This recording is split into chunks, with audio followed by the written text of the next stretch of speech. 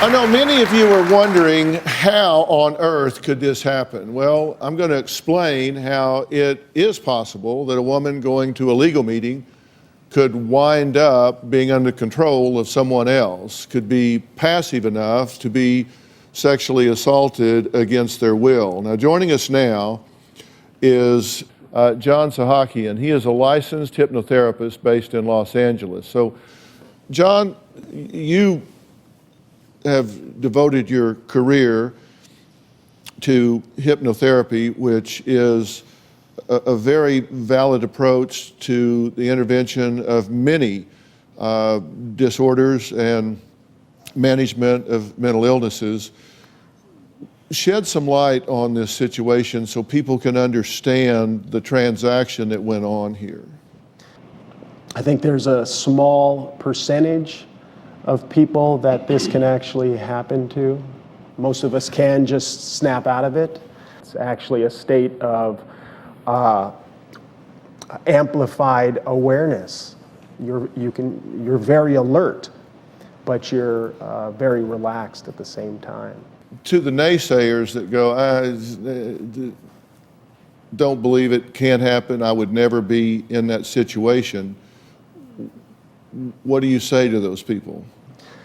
I say it's possible. There is such a thing as hypnoamnesia, where you cannot remember what happened. Very small percentage, but of people. But I would say stay alert and aware, and have someone with you. What I want people to understand is, I don't want people to get caught up in a matter of semantics here. Because, as you know, having devoted your career to this, that there's no one definition of hypnosis, for example. What we're talking about here is a power transaction, because you're in a context here where there's extreme vulnerability, and these people are being groomed just like a predator, a pedophile, would groom a child.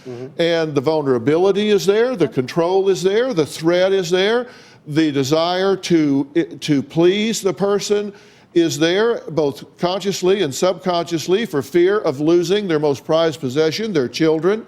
So all of these emotional and psychological factors are going on, and that's a context at which a trust is created, a desire to please is created, leverage and power is created. So there's a whole lot more going on than just a typical hypnotic circumstance that you would deal with in the office. So I don't think you can look at it in a vacuum. I think you have to take everything into account. And when you look at the relational and the environmental and the leverage that's going on, it's a whole different situation. Whether you call it hypnosis or grooming, whatever you call it, when all of these things come, you have a perfect storm for a woman caught in their most vulnerable position. And then it's not so hard to understand.